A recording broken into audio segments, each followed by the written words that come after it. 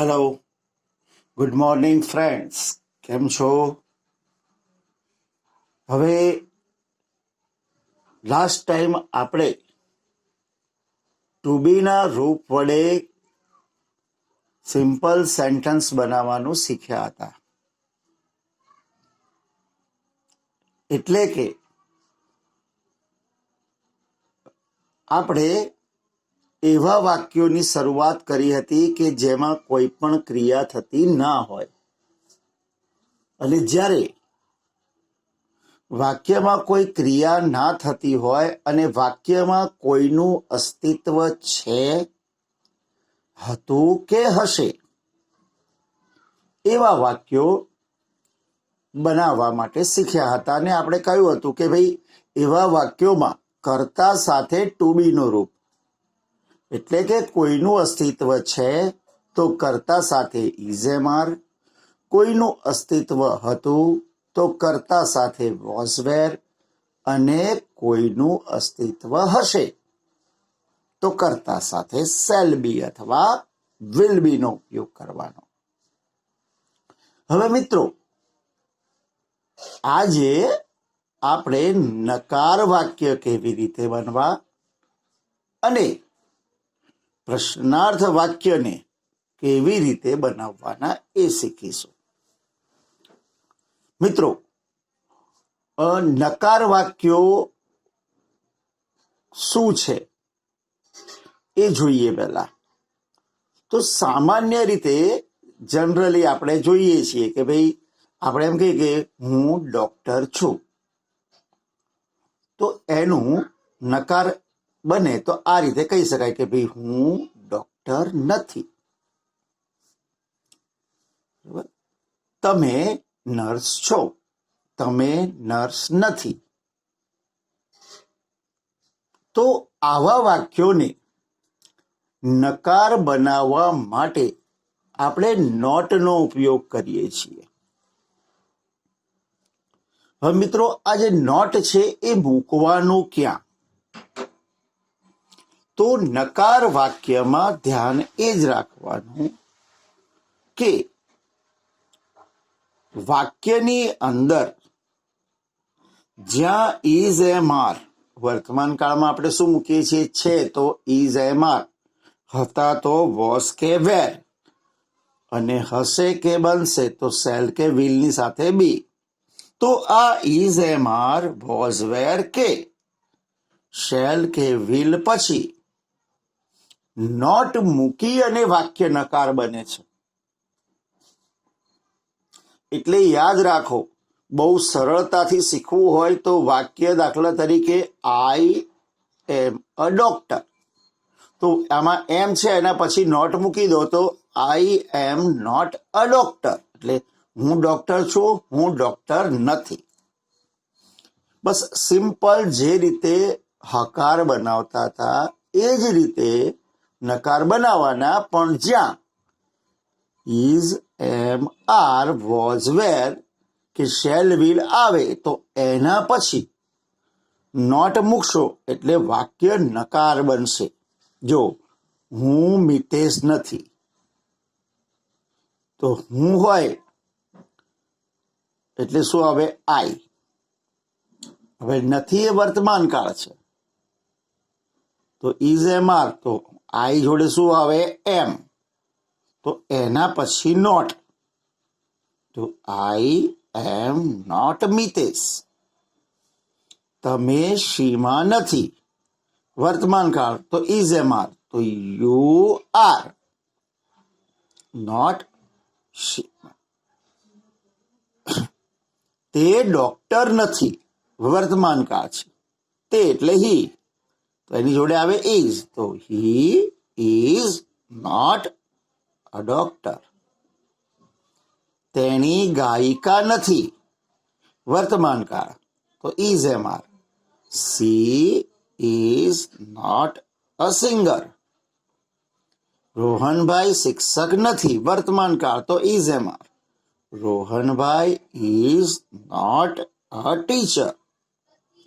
મિત્રો, આ ખાસ યાદ રાખવાનું કે જ્યારે વાક્ય બનાવો તો ગુજરાતી વાંચતાની સાથે ખબર પડી જવી જોઈએ કે વર્તમાન કાળ છે, ભૂતકાળ છે કે ભવિષ્યકાળ છે, જેનાથી તમને તરત જ ખબર પડી જશે કે ઇઝેમાર છે, વોઝવેર છે કે સેલવિલ છે.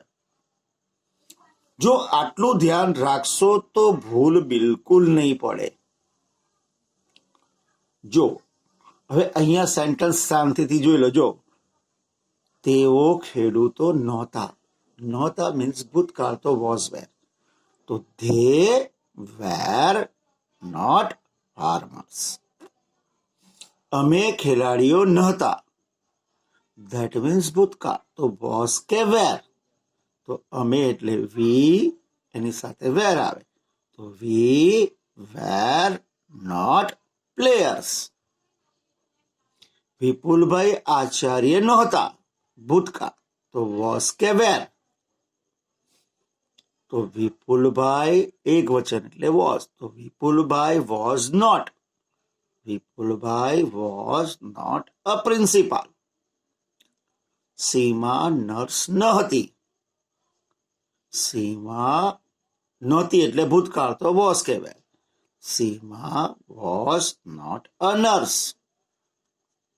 હું શિક્ષક બનીશ નહીં. અહીંયા બનીશ આવ્યું એટલે ભવિષ્યકાળ, તો શેલ કે વિલ. તો જો હું એટલે આઈ, તો આઈ જોડે હંમેશા શેલ આવે, અને શેલ આવે એટલે તરત નોટ મૂકવાનું. I shall not be a teacher.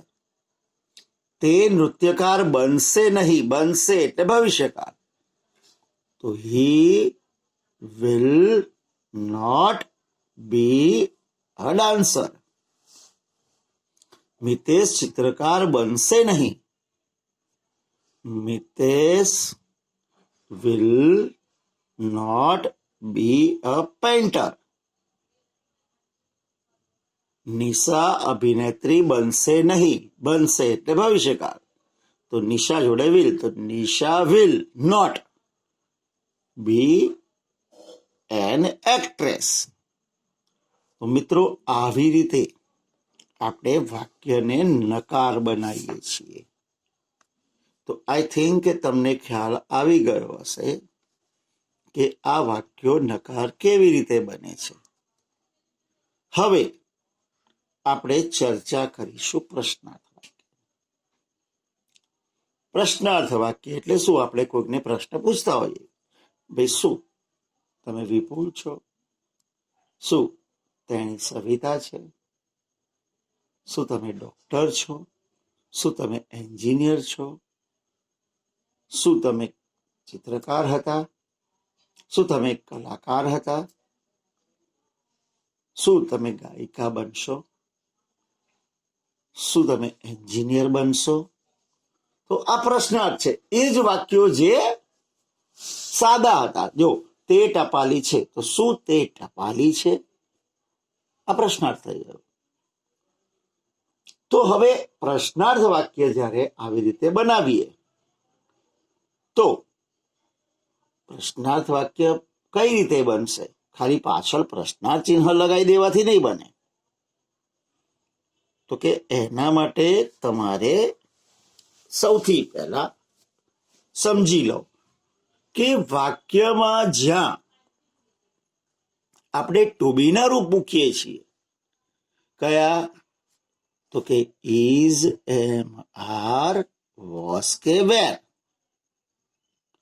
એ જે ટુ બી ના રૂપ છે અથવા તો શેલ કે વિલ, એ બધા જ વાક્યની શરૂમાં કર્તાની પહેલા મૂકવાના. અને આવી રીતે કર્તાની પહેલા ઇઝેમાર, વોઝવેર, શેલ વિલ મૂકો, એના પછી કર્તા મૂકો, એટલે આ વાક્ય પ્રશ્નાર્થ બની જશે. હું તમને સમજાવું કેવી રીતે, ધ્યાનથી જુઓ. જો શું તમે વિશાલ છો? તો પહેલા આનું સાદું કરો કે તમે વિશાલ છો, તો યુ આર. તો આર છે એને પહેલા મૂકી દો. આર યુ વિશાલ. તેણી કવિતા છે. સી ઇઝ કવિતા. તો ઇઝ આગળ લાવી દો. ઇઝ સી કવિતા? શું તે કવિતા છે? શું તે ડોક્ટર છે? તો તે ડોક્ટર છે. He is a doctor. તો આગળ ઇઝ આવી જશે. Is he a doctor? Amul engineer છે. તો અમૂલ ઇઝ એન એન્જિનિયર. તો ઇઝ આગળ આવી જાય. Is Amul N engineer? Means કે તમને જ્યારે ખબર પડે કે પ્રશ્નાર્થ વાક્ય છે તો તમે જે ટુ બી ના રૂપનો પ્રયોગ એટલે કે ઇઝેમાર, વોઝ, વેર, શેલ વિલ નો ઉપયોગ કરવાના છો એને શરૂમાં કરી દેવાનો. હવે પોપટભાઈ પટાવાળા હતા. હવે હતા ભૂતકાળ છે એટલે વોઝ કે વેર, એટલે વાક્યની શરૂમાં આવશે વોઝ કે વેર. અહીં પોપટલાલ છે એટલે વોઝ આવશે. જુઓ, વોઝ પોપટભાઈ અ પિયુન? શું અનિલભાઈ આચાર્ય હતા? ભૂતકાળ તો વોઝ કે વેર. તો અનિલભાઈ એક વચન એટલે વોઝ. તો વાક્ય વોઝ થી શરૂ થશે. Was Anilbhai a principal? શું તમે શિક્ષક હતા? ધેટ મીન્સ હતા એટલે વોઝ વેર. તો આગળ શું આવશે? તો કે યુ આવે છે તો વેર આવશે. તો જુઓ, વેર યુ અ ટીચર? નેક્સ્ટ,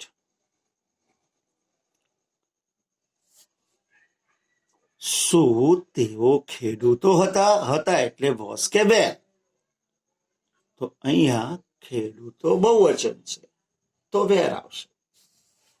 તો વેર ધે ફાર્મર્સ?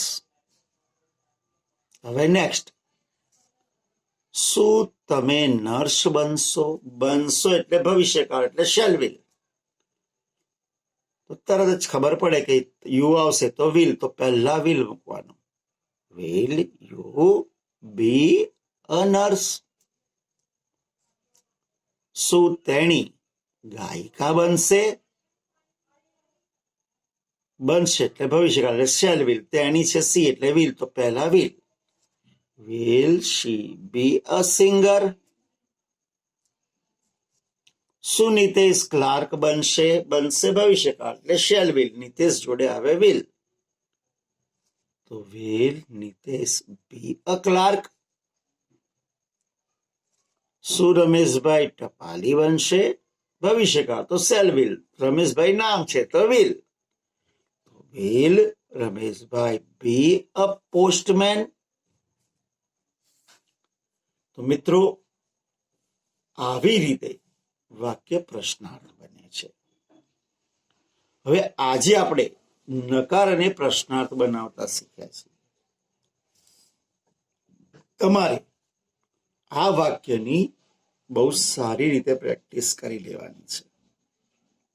તો મિત્રો, ટુ બી ના રૂપનો ઉપયોગ કરી આપણે વર્તમાન કાળ, ભૂતકાળ, ભવિષ્યકાળના હકાર, નકાર અને પ્રશ્નાર્થ વાક્ય બનાવતા શીખ્યા. અને આ એવા વાક્યો હતા કે જેમાં કોઈ ક્રિયા થતી નથી, માત્ર અસ્તિત્વની વાત થાય છે, એવા સિમ્પલ સેન્ટેન્સ. એટલે કે અકર્મક સહાયકારક ક્રિયાપદ ટુ બી ના રૂપનો ઉપયોગ આપણે શીખ્યા છીએ. હવે આપણે અકર્મક ક્રિયાપદ જે બીજું છે એનો ઉપયોગ શીખવાનો છે.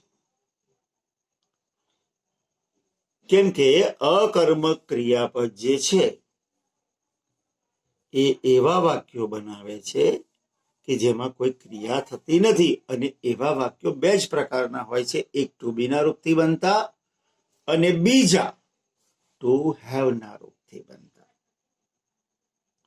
જેવી રીતે મેં તમને કહ્યું હતું કે કોઈ એક્ઝામ્પલ લઈએ આપણે કે ચલો કોઈ બીને પૂછો કે ભાઈ જ્યાં ક્રિયા ના થતી હોય એવા વાક્ય બોલો, તો આપણે બે જ પ્રકારના વાક્ય બોલી શકીએ. એક તો અસ્તિત્વ ધરાવે છે એના, હતું, હતા કે હશે. જેમ કે દાખલા તરીકે તે શિક્ષક છે, તેણી આચાર્ય હતા, તેણી ડોક્ટર બનશે. હવે બીજા જે વાક્યો છે કે જેમાં કોઈ ક્રિયા થતી નથી, એવા એક્ઝામ્પલ હું તમને બીજા આપું.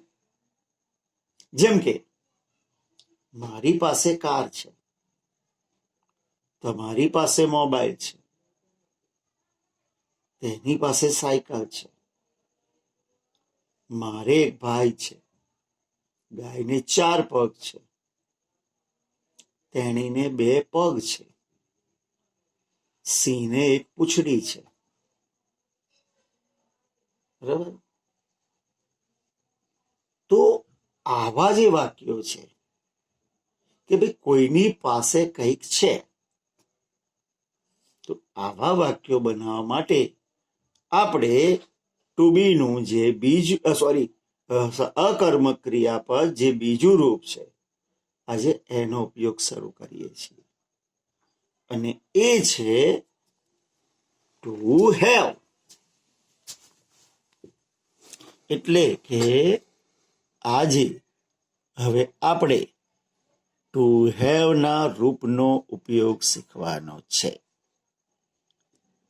તો મિત્રો, જેવી રીતે કોઈનું અસ્તિત્વ છે, હતું કે હશે એવું બતાવવા માટે ટુ બી નો ઉપયોગ કરતા હતા, એવી જ રીતે જ્યારે કર્તાની પાસે કંઈક છે કે કંઈક હતું કે કંઈક હશે એવું દર્શાવવા માટે ટુ હેવ ના રૂપનો ઉપયોગ કરવાનો.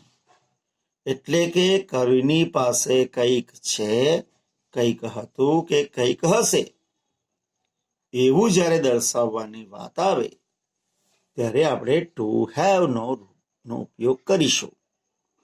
હવે મતલબ હવે પ્રશ્ન એ થાય કે કંઈક કંઈક લખ્યું છે, તો કંઈક એટલે શું? કર્તા પાસે કંઈક એટલે શું? તો કે કર્તા પાસે કંઈક એટલે કર્તાની માલિકીની વસ્તુ. કર્તાની માલિકીની કોઈ બી વસ્તુ કે એની પાસે કાર હોય, સાયકલ હોય, પેન્સિલ હોય, પેન હોય, ચોપડી હોય, દફતર હોય, XYZ માલિકીની વસ્તુ. કાં તો સંબંધ, જેમ કે માતા, પિતા, ભાઈ, બહેન, કાકા, કાકી, મામા, માસી, XYZ, કંઈક સંબંધી છે એવું. અને કાં તો પછી શરીરના અવયવ, કે બેન પગ, એના હાથ, પૂંછડી, શિંગડા, આવું બધું. તો આ કંઈક નો મતલબ આવો થાય છે. હવે તમને ઉદાહરણ જેમ કે બતાવજો, અહીંયા લખ્યા છે થોડાક વાક્યો, ડાયરેક્ટ લખી નાખ્યા છે મેં, પણ પછી એનો ઉપયોગ તમને હું શીખવાડું છું. આ જસ્ટ એક્ઝામ્પલ છે. કેમ કે જો મારી પાસે મોબાઈલ છે, તારી પાસે પેન છે, આ વસ્તુ થઈ. રોહનને એક ભાઈ છે, આ મીન્સ આ થયું સંબંધ.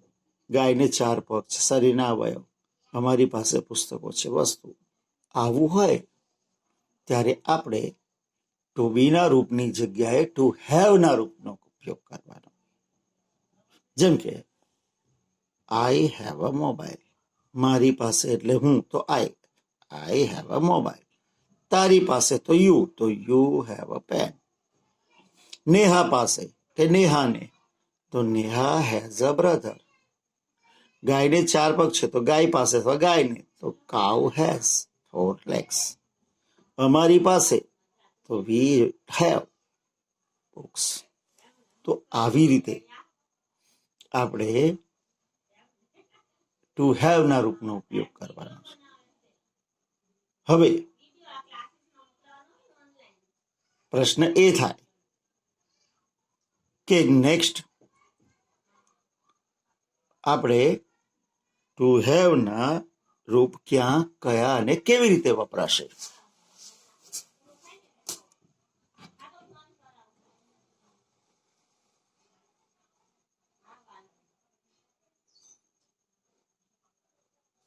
હવે મિત્રો,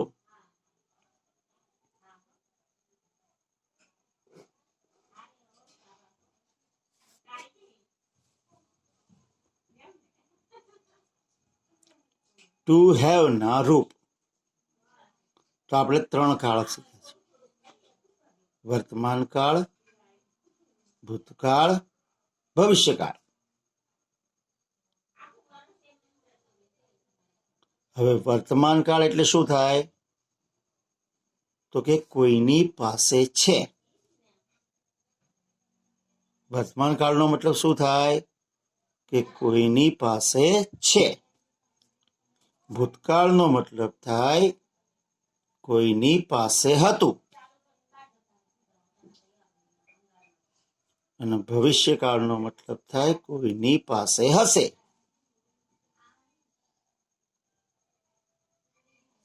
મીન્સ કે કોઈની પાસે કંઈક છે તો એ વર્તમાન કાળ. કોઈની પાસે કંઈ હતું તો ભૂતકાળ.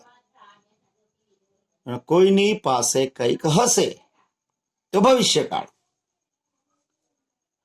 હવે કોઈની પાસે કંઈક છે તો શું થાય? હેવ કે હેઝ. વર્તમાન કાળમાં શું આવશે? હેવના રૂપ 2, હેવ કે હેઝ. ભૂતકાળમાં થાય હેડ. અને ભવિષ્યકાળમાં એટલે કે કોઈની પાસે કંઈક હશે તો શેલ કે વિલ, એટલે કે શેલ હેવ અથવા વિલ હેવ. હવે વાત આપણે શરૂઆત વર્તમાન કાળથી જ કરવાની છે. તો વર્તમાન કાળમાં કોઈની પાસે કંઈક છે એના માટે આપણે હેવ કે હેઝ નો ઉપયોગ કરીશું. હવે હેવ કે હેઝ 2 વસ્તુ આવે એટલે ઓપ્શન થયા. ઓપ્શન હોય એટલે સમજી લો કંઈક ટ્વિસ્ટ હોય, કેમ કે એનું કારણ છે કે ક્યાં હેવ મૂકવું ને ક્યાં હેઝ મૂકવું. તો યાદ રાખો, કરતા જ્યારે ત્રીજો પુરુષ એક વચન હોય એટલે કે કર્તા તરીકે હી, શી, ઇટ કે કોઈ પણ નામ જ્યારે એક વચનમાં હોય તો એની સાથે હેઝ આવે. He has, she has, it has. અથવા તો નામ હોય, Ramesh has, Mahesh has, Pina has, cow has, uncle has, એ બધા સાથે હેઝ. પણ આઈ, વી, યુ, ધે અને બહુવચન હોય તો હેવ. જેમ કે I have, we have, you have, they have, children have, boys have, girls have. તો જ્યારે બહુવચન હોય ત્યારે હેવ.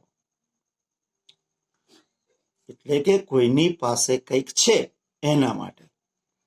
હવે કોઈની પાસે કંઈક હતું હોય તો હેડ. અહીંયા હેડ એક જ છે. ધેટ મીન્સ એ આઈ હોય, વી હોય, નામ હોય, ધે હોય, બહુવચન એક હોય, બધામાં હેડ. અને ભવિષ્યકાળમાં એટલે કોઈની પાસે કંઈક હશે તો શેલ કે વિલ. સ્વાભાવિક છે કે અહીંયા 2 વસ્તુ આવે એટલે પાછો ટ્વિસ્ટ. તો કે શેલ ક્યારે વિલ, તો એ આપણે અગાઉ શીખી ગયા હતા કે શેલ ક્યારે આવે? યસ, આઈ કે વી જોડે. એટલે જ્યારે પણ આઈ કે વી આવે તો શેલ હેવ મૂકવાનું. I shell have, I will have. બાકી બધા પછી ગમે તે હોય, બધામાં વિલ હેવ. જેમ કે you will have, they will have, Ramesh will have, Naresh will have, Nita have, will have. બધામાં વિલ હેવ નો ઉપયોગ કરવાનો. તો મિત્રો આ વસ્તુ ખાસ તમારે યાદ રાખવાની. આમાં એવું હશે ની પાસે છે, આમાં એવું હશે ની પાસે હતું, અને અહીં હશે ની પાસે હશે. હવે એના એક્ઝામ્પલ્સ જુઓ. જો તમારી પાસે સાયકલ છે, પાસે છે એટલે હેવ કે હેઝ. તો યુ જોડે આવે have, you have a bicycle. તેની પાસે કાર છે તો હી હેઝ અ કાર. તેની પાસે છે વર્તમાન કાળ એટલે હેવ કે હેઝ. રોહન પાસે રમકડા છે તો રોહન હેઝ ટોયસ. તેઓ પાસે ટ્રેક્ટરો છે. પાસે છે ધેટ મીન્સ વર્તમાન કાળ. તો હેવ કે હેઝ, ધે એટલે બહુ વચન, તો હેવ, ધે હેવ ટ્રેક્ટર્સ.